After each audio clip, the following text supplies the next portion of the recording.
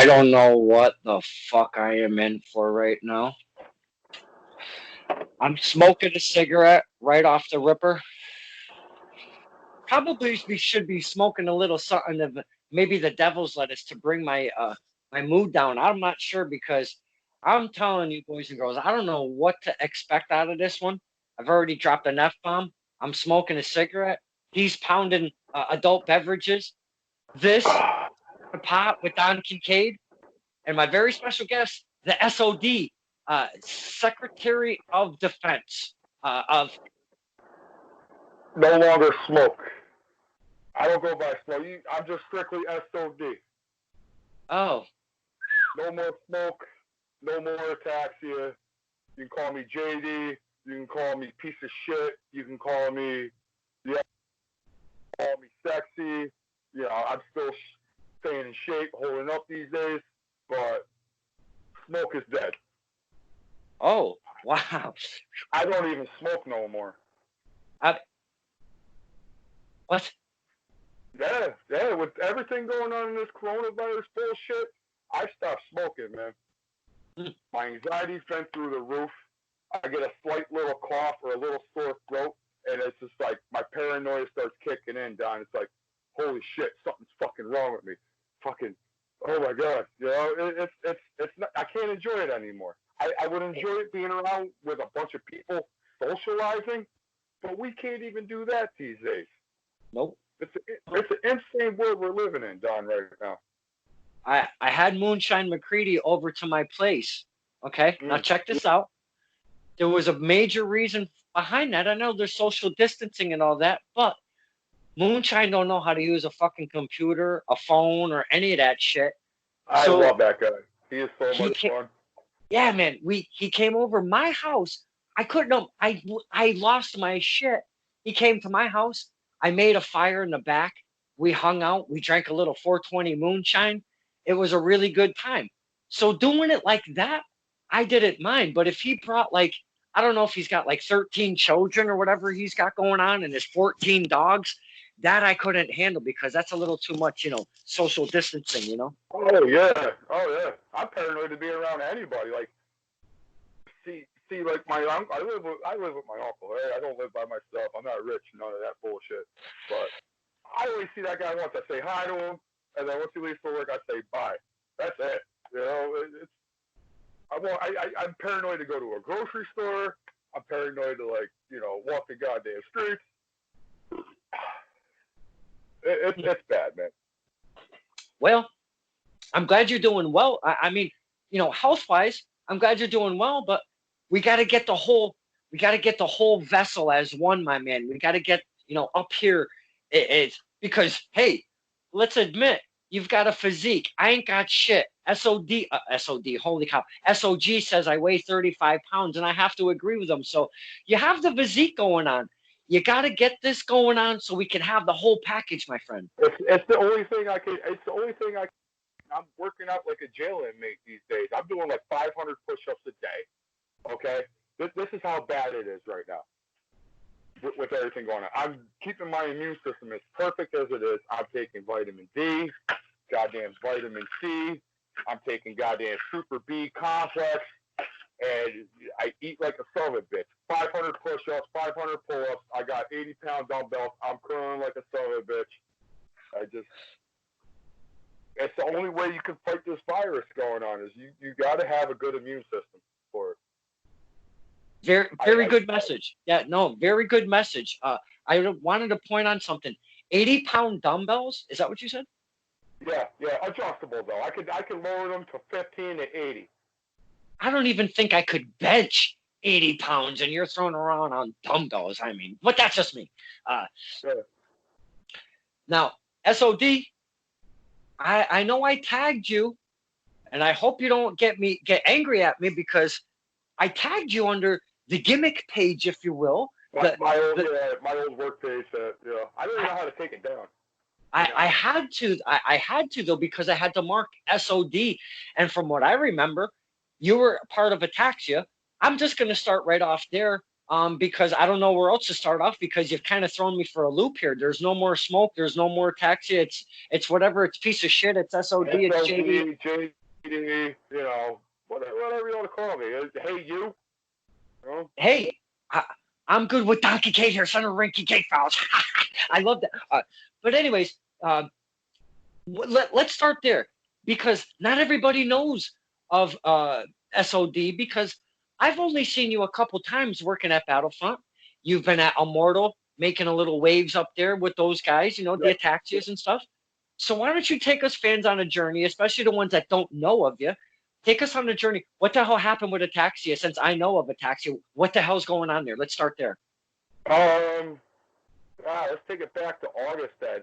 Summer Bash 2019. That night. Yep. It was a bad night. I'll be honest with you. For the whole group, it was a lot of miscommunication. You know how we were playing security and all that bullshit. Everybody changing our stuff. I had wrestlers coming out down in the ring, be like, "Oh, you guys are going to beat up Johnny Cho." Blah blah blah. I'm breaking kayfabe right now. I don't give a shit. It's just, you know, there was a lot of miscommunication on it. Stupid promo with me and Dirtbag Dan. It's just like, and then I got a lot of hell from flying a kite in the parking lot. You remember that? That was a lot of fun. I like to have fun, Kincaid. You know.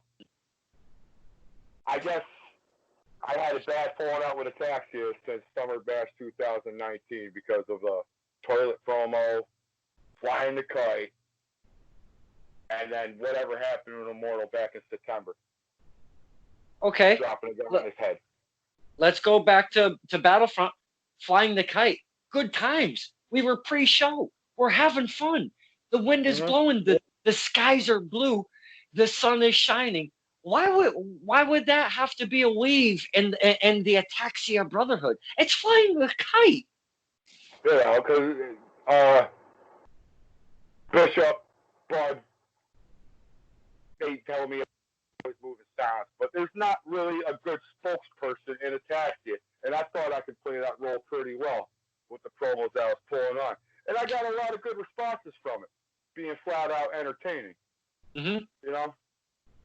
No, sorry, I put my hands there. I had to just adjust a little volume. Sorry. Good. I'm going to spray you with Lysol next time. You keep putting your hands that close to me. I'm sorry. I mean, I got some hand sanitizer you need, Kincaid. I'm prepared. No, see, I make sure that I wash my ass. I wash my hands in that order, too, though. I use this more than, like, lube for jerking off and all that shit, you know. All that we're doing these days, man. Wow.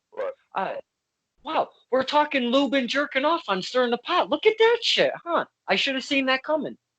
Hey, I should have seen that coming. You don't know what you're going to get. You don't know what you're going to get when you talk to me. You know that. You know that already. So you talked that. Well, go ahead. All right. So where I'm going to finish off with this. So we're going to Immortal in September. Okay. I don't know if you've seen the video with us beating up Dirty Ryan Duke, him landing on his head and all that. Well, all of a sudden I took the rap for it. And I don't know if you ever heard of a wrestler named Chris Envy. I have. You have? Okay. Just to hit the pause button, sir. Pa Jose. What's your beverage of choice right there? That looks dangerous. I am sipping on a little Jägermeister. Nice and warm, too. This is Grandpa's cough syrup. This will clean out your whole system, okay? Warm you right up. I can smell it from here. Oh, my goodness. I'm sorry. Don, it's how paranoid I am about the coronavirus, man. I was sipping on that every goddamn night. I've been sipping on proper 12 Irish whiskey, you know. Sorry to interrupt. Back to Chris Envy, if you will. So he started messaging Bishop and all this, running his mouth around saying, like, I was never trained. I'm no good to be in a wrestling ring or, you know, all that. This started my falling out with Ataxia. Okay. So after the Immortal 08 show back in September, the day after, I get like a Facebook message saying, we got to get the elephant out of the room. JD, you're out of the group. You know, they put me at full responsibility of what happened that night with the beatdown. Whatever, man. Whatever. This is one of the reasons why I hate professional wrestling, Don. It's because the politics, people shit don't stink. You know, I admit I'm almost 40 years old. I'm not that good anymore. I'm not what I used to be. Okay? I should have trained more than what I should have. Well, come on now. Come on. I'm a highly respectable guy. You see me backstage. I talk to everybody. I get along. Mm-hmm. I have seen that. Those are hashtag facts. I'll have to agree because I have seen that. Now, do you feel, because since you're on the topic, and I didn't even see this coming at all. Holy shit. Do you feel that you're putting yourself and or the people across the ring from you in harm's way because we talk a few things that are very top on the list in wrestling? Safety, etiquette, respect, all of that good shit. Safety is always first. You know, I'm not no high flyer. You're not going to see me do no like fucking, you know, spot monkey shit. You know, I'd stick to the traditional shit. Mm-hmm. You know, I'm tag team, special matches, you know, special features, battle royals, 4-on-4s. You know. So why don't you talk to us a little bit about where you come up from? Because I know, holy shit, Stain, I could never do that in 1,000 years, 1,000,000 years. No, fuck that. I could never. Why don't you talk to us about your training? Because I don't know really a whole lot about you, my friend. We've talked, we've hung, we've flown kites, woo, yeah. But I don't know a whole lot about you. Why don't you talk about the training? Maybe we can all get a little bit of more of an insight. The first time I got trained was back in 2007. This was in Muskogee, Oklahoma, by one Mr. Anthony Pritchard, who was the Cherokee Indian who ran Sooner Pro Wrestling. That's where I first got my training. Okay. I became a luchador. El Gringo Loco. I talked about this before. You remember that? Yes. I started doing death matches. You know, all that kind of stuff. Barbed wire, thumbtacks, and all that. That's what I lived for. Excuse me. I grew up as an ECW fan. That's one of the reasons why I wanted to become a professional wrestler. Okay. I got multiple injuries because of it. I broke my neck once. I blown my right knee out twice. Broke both my ankles wrestling. I have a fucking fucked up wrist. You see how that's not straight right there? Yeah, no. You know? But I don't know where Chris Envy's coming from with all this. Like, I've never been trained. He knows I've been trained. And so do you think it's a lack of more recent training and getting back in the business? Do you feel maybe that's where it's coming from?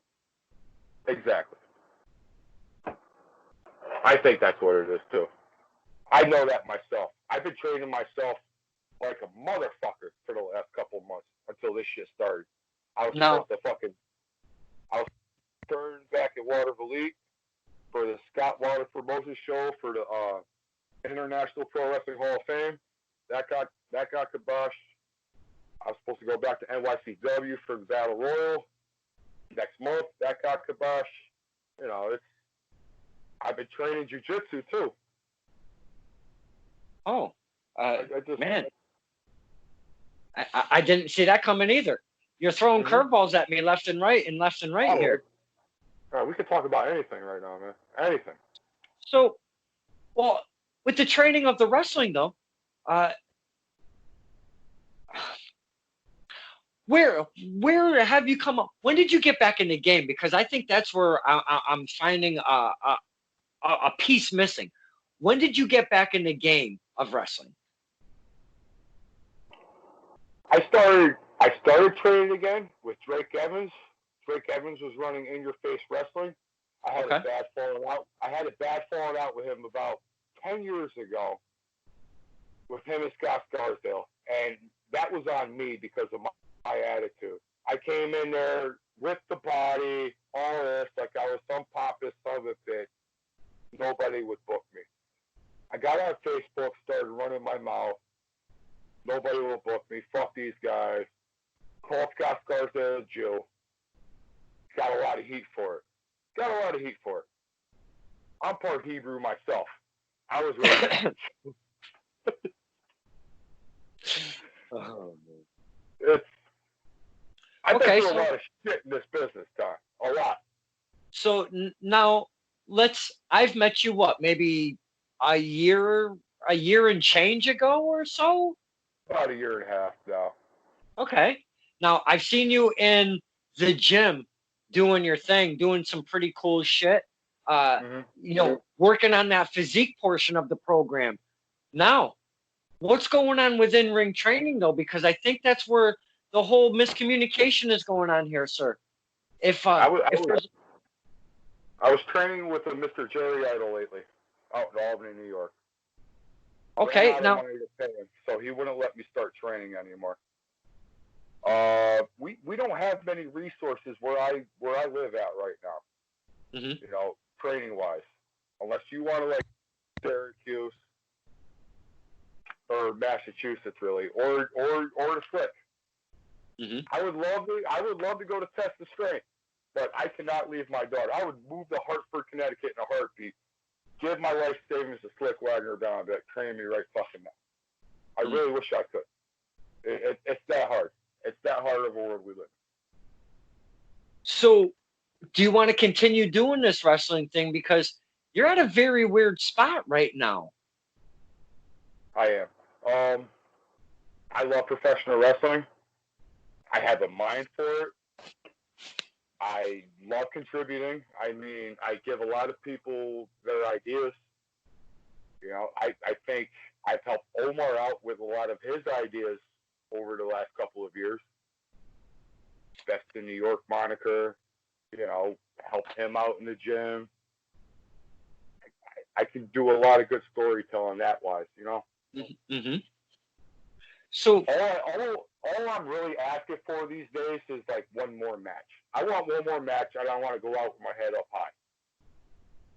So you feel that your time has come to an end in wrestling and you're looking for one more match? Is that what I'm getting out of you right now? One more match. That's all I want. You know, I'm almost 40 years old. I don't want to stink up the fucking place. But there's only one person that I want to work with. Really good friend of mine for a long fucking time. He's one of my co-workers at my shoot job. That's Len Oddity. I want to move some goddamn furniture at Len Oddity. He knows it too. We've talked about this for months. You're not the first person on this show to maybe go out on the tail end and want to end their career, if you will, with Len Oddity. What is wrong with your brain, my friend? You know Len Oddity. Why would you get into something so crazy? I love violence, and I think we could fucking put on one hell of a match and tell a story about it. Now, you said that you're down with that hardcore scene, Len Oddity, very comfortable with that hardcore scene. Is that what you're trying to... That's always been my style, was the hardcore deathmatch wrestling. I try to keep it traditional, and it's no good for me. A lot of people want to do spot monkey shit and be all flashy and get injured that way. You really do get injured that way. Would you like any particular match or just a hardcore match? Hardcore match. Hardcore match, no rules. Let's fucking beat the shit out of each other and drink a beer after. Hug it up. I love that man. I love Len Oddity. He's such a cool motherfucker, man. Backstage. I used to see him I work with him at my regular job. I see him every goddamn day. We talk about life. I help him out with, you know, things to do with his kids. You know, he talks about me, like the shit that's going on in my head. I love that man. I love that Wow. man. He's a genuine human being. So, But I love how it. do- I love to kick his fucking ass though. well, that's where I'm going with this. Why would you want to take, like, I don't know, we'll call carpet tack and want to jam it into his face? Why would you want to do that to your friend?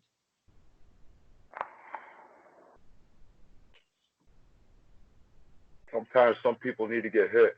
I like to get hit too. And Wow. I just think he would be the honorable person to put me in retirement. Huh. Do you have a promotion in mind, or does it really matter? I wish we could talk to Dan Gore. Set it up for a Battlefront show. Hmm. I really would. Interesting. We can't do it in New York. There's too many rules in New York. You know, You cut your head open in New York. They want to fucking, you know, find a company, and a lot of promoters can't afford that fine through the New York State Athletic Commission. now you're from New York. You're talking about the different, because in Connecticut we have different rules in New York than other states as well. Could you talk to us, the fans, because we don't know those little intricate things? Could you talk to us about the fans, like from Connecticut when you wrestle, or Massachusetts, if you will? Now you go to New York. What's required? Because there's many things. If you can name a couple things, why, like you're saying, what happens if you split your head open? Well, what goes on there? Right. We got an athletic commissioner at every show, making sure that we keep the rules and standards to their book. Before every show in New York, you have to go see a doctor, checking your blood pressure, your pulse. Yeah, before it's required for every worker to get their pulse and heart rate. Yeah.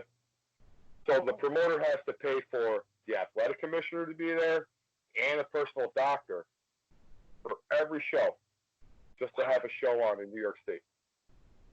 Well, I've seen Immortal run into a little hiccup at one point where the doctor couldn't show up, and if the doctor doesn't, that was New York Championship Wrestling.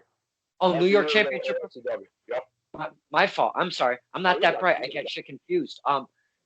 But my point being is, if the doctor doesn't show up, the show is no good. You can't even fire up. You can't open up the doors or nothing, right? No, you got people that have prepaid for tickets to show up. You got to give them their money back. You know, a lot of promoters lose money in New York, and with everything going on with this coronavirus, I don't know how many promotions are going to survive in the state of New York after all this. Now, I don't know how. I mean, sports in general, but I mean, a sport like, football has been trying to do something. They've been trying to figure it out. They just had that weird mock draft. Baseball is trying to do it under a biodome, if you will, in Arizona. That's kind of what it's kind of being labeled as. Get them all in Arizona, put them under a dome, and kind of do it controlled there. Wrestling, you can't do that, man. I don't know what the fuck we're gonna do. I just don't know what we're gonna do. Yeah, I mean, I listen. I tried to give WrestleMania a chance this year, but I cannot get into a wrestling show with no crowd. One of the reasons us as performers, we live for a crowd reaction, good or bad. Mm-hmm. And we can go backstage and talk about it. Oh man, that fan was a piece of shit for yelling at me. You know, all that stuff. This is what we live for, is that crowd reaction. You know, you have a good matches because of a crowd. No. You want to wrestle with like no crowd. Go to like a training dojo. That's what it feels like to me. I can't even watch a Monday Night Raw. I can't even watch AEW because of this. It's so hard to get into it because I watch wrestling matches to see the crowd reaction. If the crowd likes it, I like it. Mm-hmm. Pretty much, right? So why don't you talk about that relationship between the fans and wrestlers? Because we talk about that a lot on this show. Hearing us and reacting to what we're saying or cheering or booing or whatever it is, that takes a little bit of development. Did you catch on to that real quick, or did it take a little bit of time to really hear us and start working with it? Oh no, I live for that reaction. You know, I just live for it. It makes me think like, you know, let's give it to him more. Let's talk some more shit to him. Give it back to me. I live for that. You know, it's like they enjoyed that match Hmm. if they're reacting to me. Absolutely. Did you always hear that though? Those reactions, because when you're a brand new wrestler, your tunnel vision is your match, your move set. I want to make Right. sure my opponent is safe, and you don't always hear the fans, and sometimes it takes a little bit of time to develop. You know. Right. You always had like you out there hooting and hollering, booing people. It helps. It helps a lot to like keep you focused on it. Oh, I'm doing it right. All right, let's keep it going. Hmm. Fogman, Fogman, if you're watching this, I hope you're doing good, brother. Yeah, same here, brother. Everybody, man.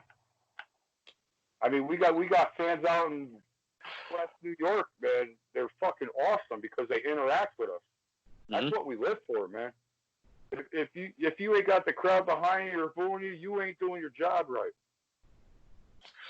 So I'd like to talk to you about the character itself, and I know it isn't what it is now, but we talk about evolution a lot on here of character and wrestling and such. Now, what did you start off in wrestling as? Because I'm sure it wasn't, this whole ataxia thing. What did you start off as a character in wrestling? What was it? It was the El Gringo Loco. I was a luchador, trying to Hmm. pretend to be a Mexican. It was down south, and predominantly there's a lot of Mexican people down in Oklahoma, Texas, Arkansas. So I tried to be like El Gringo Loco with a shirt that said, "I hate this town," and the Mexicans hated my ass. They hated me, man. I lived for that shit. Oh my God! And you talk crap in English. Did they respond in English or did they respond in Oh, Spanish? they would start speaking Spanish, call me the Bendejo and all this shit, call me Hello. It was good. Throwing shit at me. That's what I lived for, man. And plus, I was like a big time drug user back then. I I was like sniffing cocaine before matches. I was like, yeah, fuck these people. Let's fucking do it. Uh, Now you seem to grasp the heel portion of the program very well. Is that what you've always been? Is more of a bad guy than a face or a I good guy? I I live to be a heel. I mean, Ric Flair, early Triple H was my shit. Was my shit. A lot of like Jake the Snake and Macho Man heel type. Live for it, man. Uh, Now I'm gonna revert back to a video that I saw. It was a quick little snippet today on Face Page, if you will, Uh-huh. and you said something about you were gonna talk about the three top independent wrestlers. Yes, I've been wanting to fucking say this for a while because I love putting people over. I My brain my brain has been thinking of a million names because there can be a million names out there right now. Very talented men and women all over the place. Why don't you talk to us? What do you got? What's going on in your thought process here? All right, the first person on my mind, the current championship wrestling heavyweight champion, Garrett Holiday. Love his shtick. Love the way he works. I love the way he carries himself. Consummate professional. Consummate professional. Robert is a kick-ass guy. He'll talk to anybody, shake everybody's hand. He can go a long ways in this business. A long way. There's one thing that I've always heard about Mr. Holiday, and that is always good things. I've never heard a bad word talked about him at all, ever. Mm-hmm. The next two guys are money. And I really hope and pray that they go a long way in this business. Rick Recon. Really? The fucking guy is gold, man. The guy is gold. He busts his ass. He busts his ass for his gimmick. He busts his ass in the gym. I've seen him in the gym. He's Mm-hmm. all about it, man. All about it. And Wow. I hope other companies, give him a chance someday. And then the next guy on my list is Mr. Mike Skyros. Really? Mike Skyros is money. Mike Skyros is money. I love that kid, man. He's a hard worker too. He's trying to keep himself relevant these days on Facebook. Social distancing. He's the immortal, 24/7 champ. Oh my God, that's hilarious. I think he's the K1 champ for testing Yep. right now. He beat Diaz for that. Yeah. So, I mean, he puts on hell of a matches, tag team, singles. Now, you've mentioned three fantastic names. I could talk about all three of them for the rest of our interview, but I want to touch on a little bit of each because Skyros, I've seen him plenty so far. I'd like to see more out in the New York area, but it's been a travel for me. So when he comes this way, it's a pleasure. He is the K1 Classic champ. He beat Sammy Diaz for that, but it was in a triple threat against Brian Pillman Jr. I mean, holy shit, what a match. And right after the match was done and he won, the bell rang. He kind of leaned back and was like getting his wits about him after the bell rang in the turnbuckle. I felt like it was a magic moment. I grabbed my phone. I go running up in his face real close. He looked at me. He goes like this. And I shook my head and he was just like, dude, those raw emotions. I love that shit. It was a big stepping stone for him. I saw that match. I was really proud of him. Yeah. He's coming a long ways since the Syracuse days. I mean, he's trained with a lot of good guys out in Syracuse. That's for sure. I mean, he's. I don't like to give him too much props because well, you know what? Our relationship has changed, but I don't know how much lately because he's hot and cold, that guy. He really kind of twists my brain. So I kind of love Mike Skyros, but I kind of hate Mike Skyros. And when he sees this, he's going to be so pissed off. But, got to give it to him. A great character. His ring prowess is really coming a long way. And I want to touch on Rick Recon. Got the look, got the physique. Gorgeous guy. The whole 9 yards. Works like a motherfucker, like you said, in the gym, in the ring, working some good names, doing a lot of cool stuff.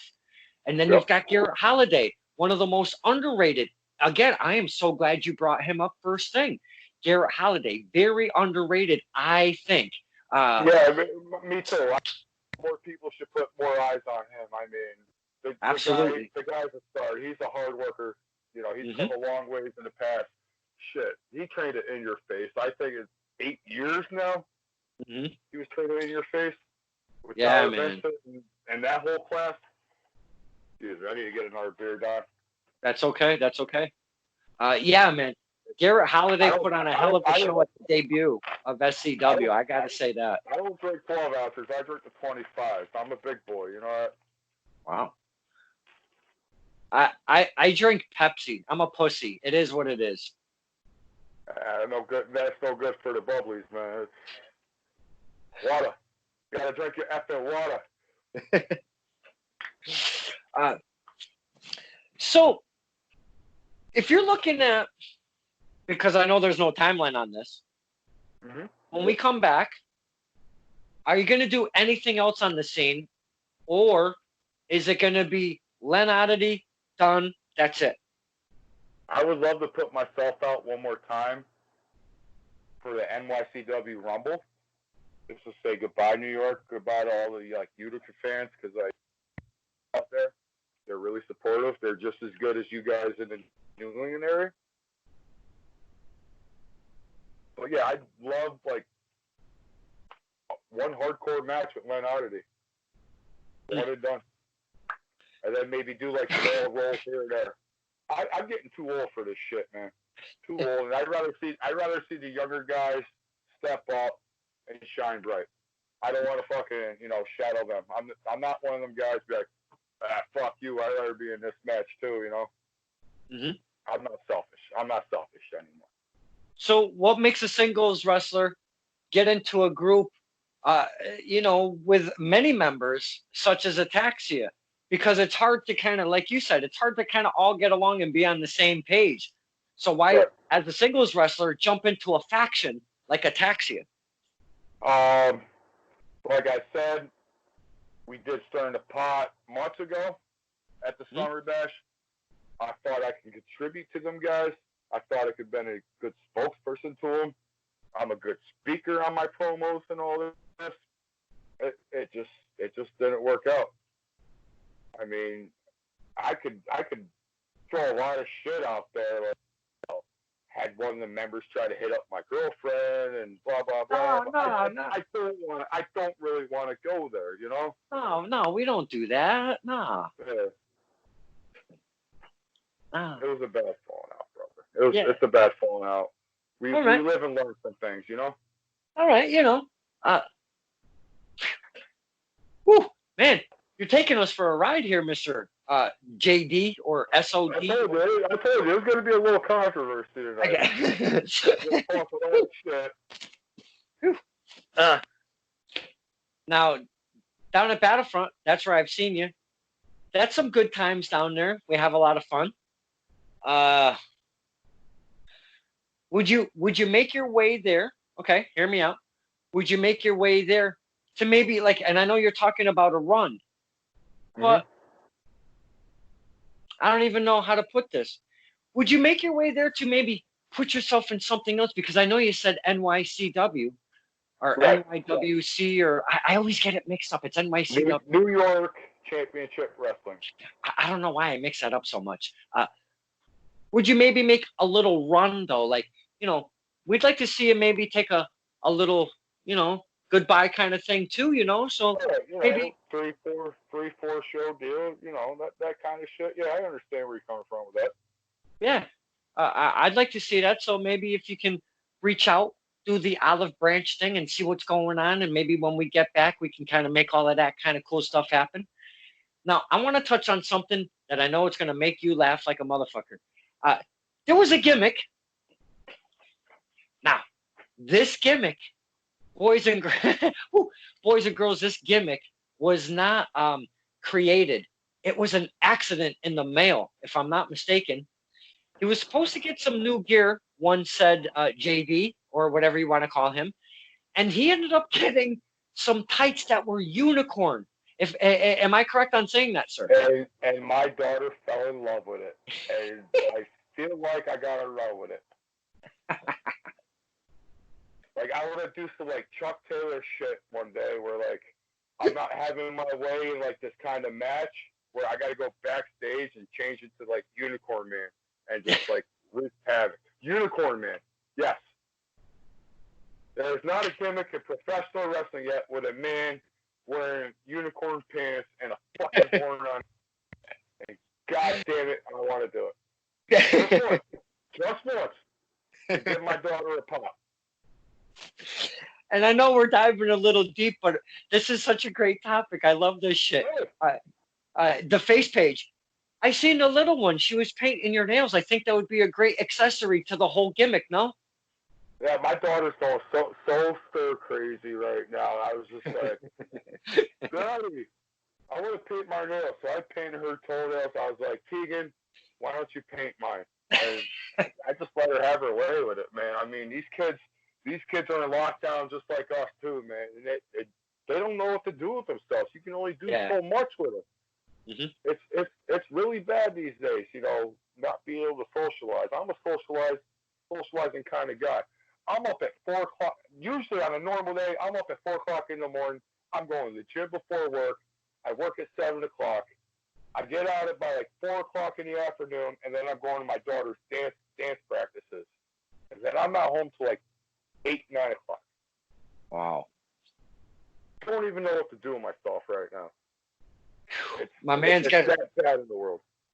My man's got to be going a little stir crazy right about now, because the reason why I say that is a lot of the men and women that I've talked to, they're, you know, introverts, if you will. So this does suck, and we got a lot going on, but it's not a whole lot different from their other lives, you know, than, you know, because they're kind of homebodies, if you will. Yeah, I'm definitely not a homebody. And ever since I got divorced, man, this is wild. This is actually more tougher than my divorce, to be honest with you.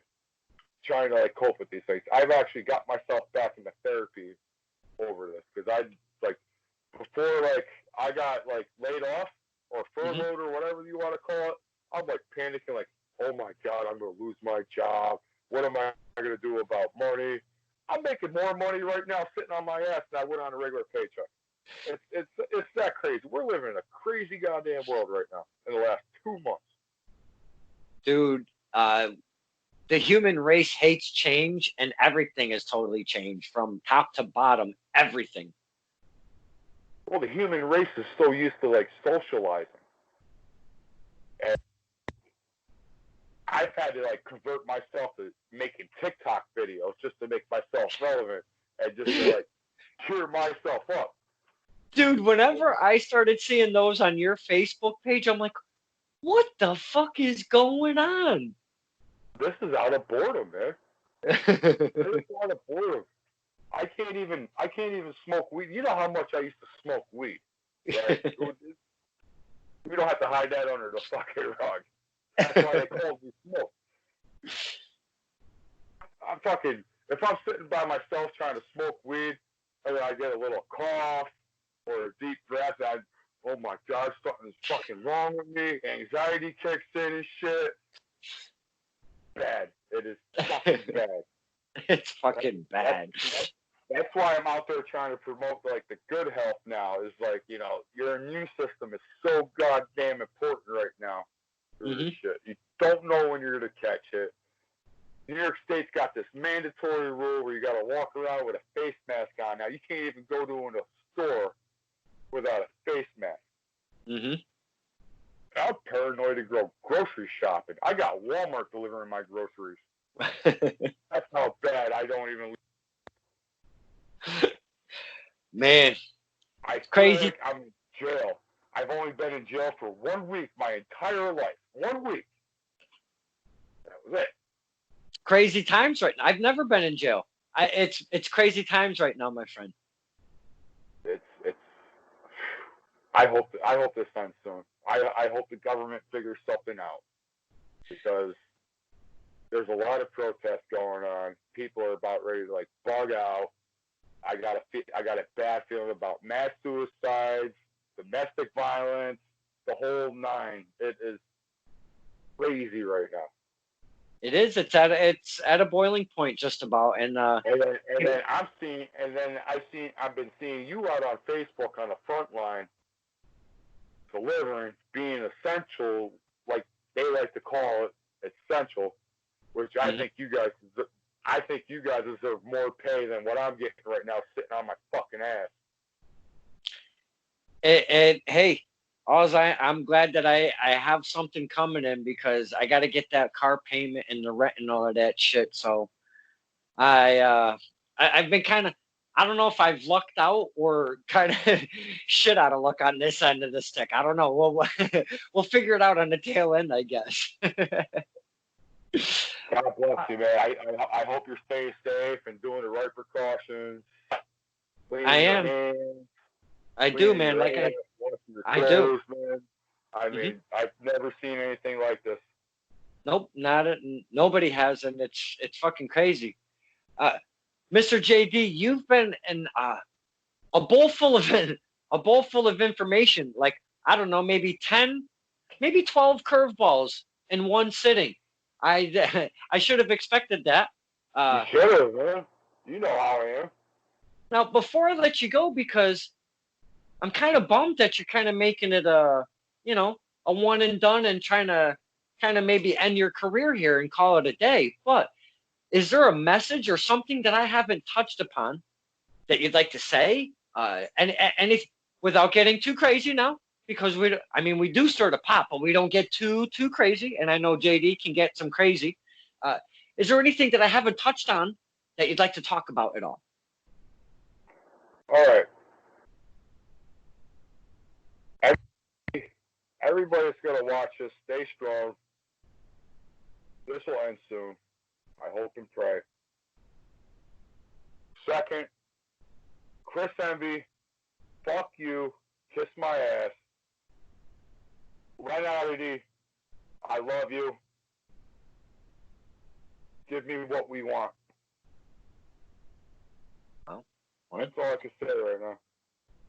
short and sweet, right to the point. I mean, hey, phew, I'm not even the messenger. I don't hate people, but I got a high animosity towards Chris Envy. I do not like that guy. Well, JD, I really appreciate your time tonight, man. I know we did sit down a little while ago over at Battlefront under the nice trees. It was a beautiful day. And I did get a lot of information out of you in a very short time. Tonight, my friend, you've been very open, honest. We've talked like friends. I hope the fans got a little bit more of you that knew you. And the ones that don't know you, I'm telling you, man, if this Lenardi thing and JD Man gets booked somewhere, somehow, you gotta watch this shit. If you can't be there live, you got to watch that shit. So for me personally, I'm keeping a very close eye to see what happens with that whole thing. Oh my God, that's gonna be fucking nuts. Dan Gore, please make this shit happen. I'll do it for $20. Give that guy whatever he wants, $100, $200, $300. Give him what he wants. Let's make some magic. Let's make the fans happy. Wow. Let me go out with a bang. Some words to go by from JD Man. This was Stirring the Pot with Don Kincaid and my very special guest. Call him JD, call him SOD, call him a piece of shit, call him hey you, call him whatever you want, I guess. My very special guest, thank you for spending the time with me, my friend. I really appreciate it. Don, I appreciate what you do for the business and try to make all the workers around here relevant. I really do. You do one hell of a job for everybody. Thank you. I appreciate that. You've been kicking ass during this quarantine and just like keeping the pro wrestling business alive, man. Thank you. I appreciate that, man. It means a lot. Brother. Not a problem.